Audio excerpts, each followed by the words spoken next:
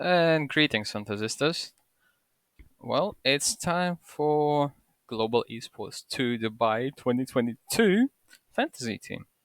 So, with some news finally coming out of the camps of the teams, with NIP fielding ZTR one more time, with the Mouse playing full blast, OG completing their roster, and participating in this event all probably on the way. Hopefully, there will be no COVID, disasters on the arrival, because I've seen on Twitter that today OG are traveling, Mouse are already there, I think, and yeah, it's time to have a look at the matchups and the teams and discuss what we're gonna expect from this event. I believe we're gonna start with the probably most boring game that's gonna be at this event.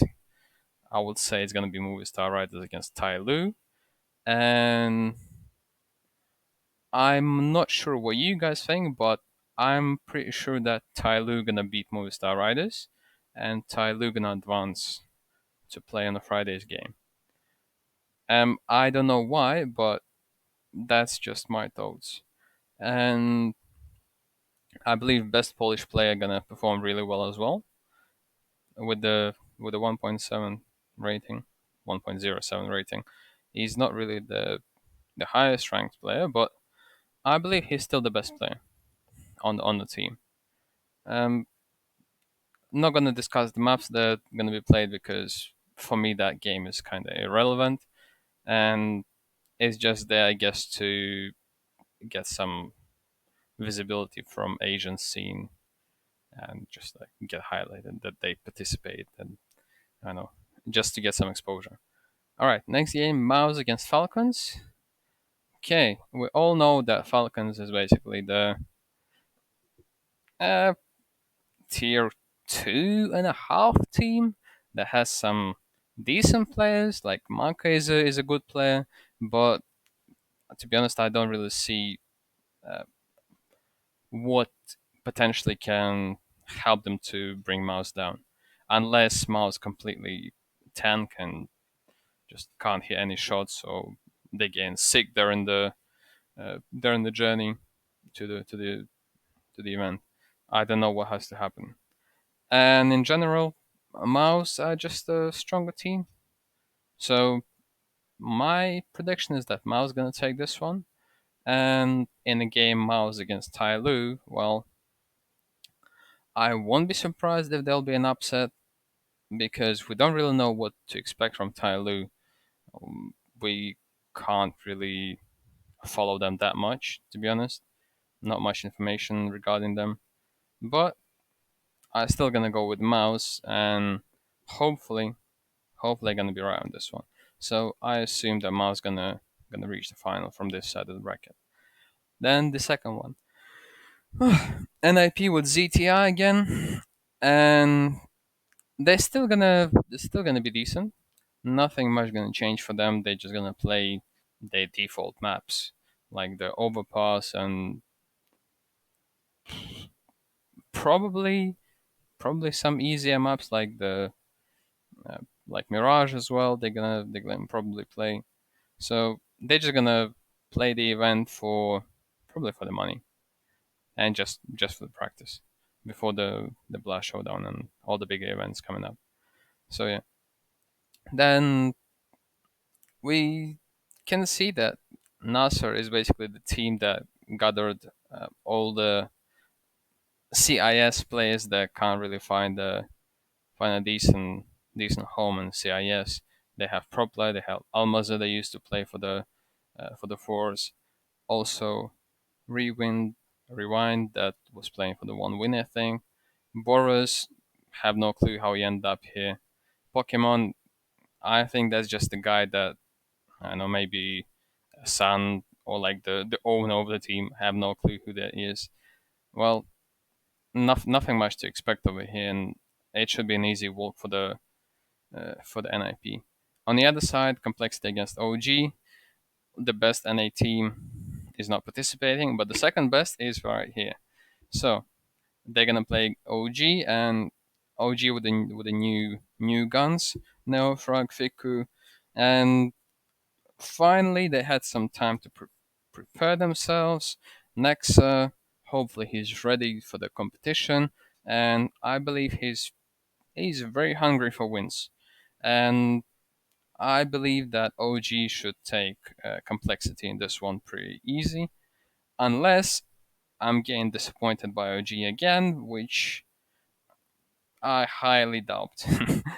And Mantu with this rating, oh my god, that's such a juicy pick. And then OG with NIP in the semis. Um, I'm leaning towards OG advancing to the final only for two main reasons. One, NIP don't have Hampus, so they don't really have a good routine to prepare for this type of like next day games without him. Yes, the coach is going to be there, the full lineup's going to be there, a part of Hampus. Maybe they're going to Skype with him or whatever, but I don't really see them preparing for the day 2 game unless they, I don't know, somehow just like win by the raw skill. If we're talking about raw skill, yes, NAP has two better players than OG, and the rest of the team is kind of even. And on a good day, OG is probably even better lineup right now than NAP without Hampus. With Hampus, it will be completely different story. So in a semi-final game, I'm leaning towards OG, and then the final, OG against Mouse. And right now, I'm leaning towards Mouse for some reason. I don't know why, but for me, it looks like um, Mouse, they have to step up. Frozen finally has to prove himself because he's like the main gun of the Mouse right now. Beamus kind of had like a couple of bad events. Like before that, he had like a couple of good ones, and then he had a couple of bad ones again. It's like inconsistencies there. Um, Also, Torsi has to prove himself. It's like Dexter, if he can't like reach the final in a such event like this, then what's the point of keeping him as an IGL? To be honest, you have easy path. Like if this was a major, let's say you had to face these types of teams to reach the playoffs, how many teams you think would advance out of the top teams? Let's say like Heroic, FaZe, Cloud9. If any of those teams were playing these teams to advance into playoffs of the major, all of them would have advanced. But for Mouse to reach the final and play final with this type of teams is just, I think it's time for them to prove what they're worth.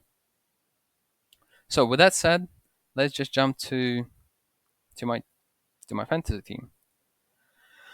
Okay, these are my moneymakers, and I'll explain why.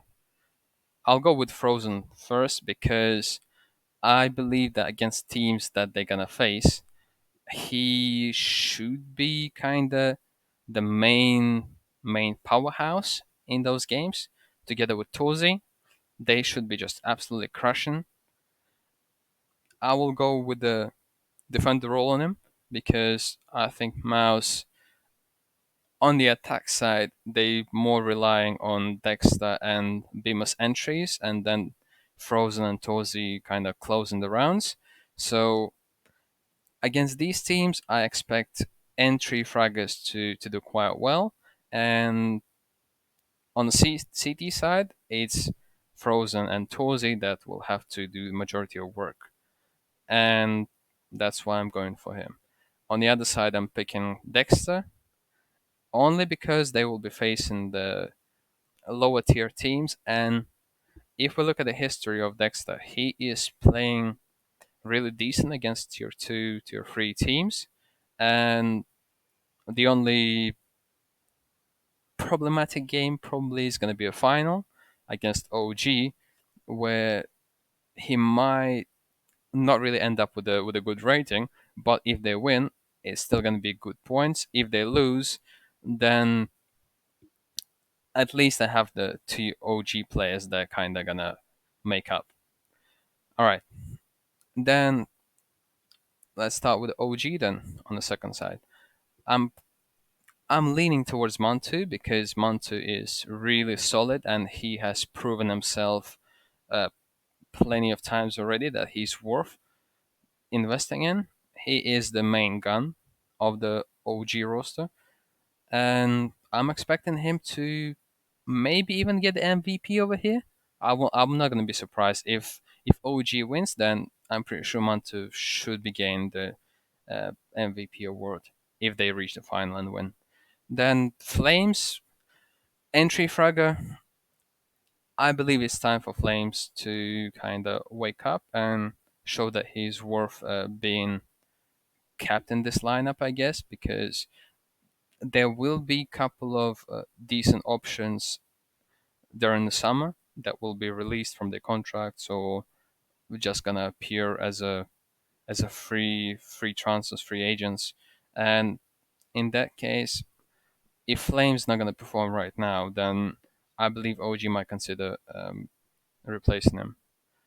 Yes, they just acquired two new players, but it's better to replace him now. If he doesn't perform, then let's say within 3 months' time, when the team's gonna basically lose those 3 months. And if now he's not gonna be able to perform, then there's no point to keep him. Similar strategy with the Dexter. So I'm expecting these two players to perform because it's kind of their last chance to show what they're worth. And on the other side, my fill-up player is Tag, and it's quite simple. I believe they're gonna farm points against NASA, and I'm not sure if he's gonna be like top fragging or something, but he's doing pretty well recently. He upgraded from the the bronze card to silver card with some good CT ratings, and overall he's playing the OPA, so majority of the time he's gonna end up with the maybe not all right. Even if it's not going to be the positive KDA, then still it's not going to be like horribly negative points. It's not going to be something like Tizian, like or something like that. So yeah. Regarding the boosters, um, it all depends on the maps that are going to be played in majority of the games. Kinda, what we can expect. The only boosters that should be triggered automatically is kind of Dexter as a bait because he goes like first or second most of the time. Then it's Flames because he goes for the entries, and even if he doesn't get a kill, he does pretty much like half damage to get the assist. And it's gonna be best of threes, so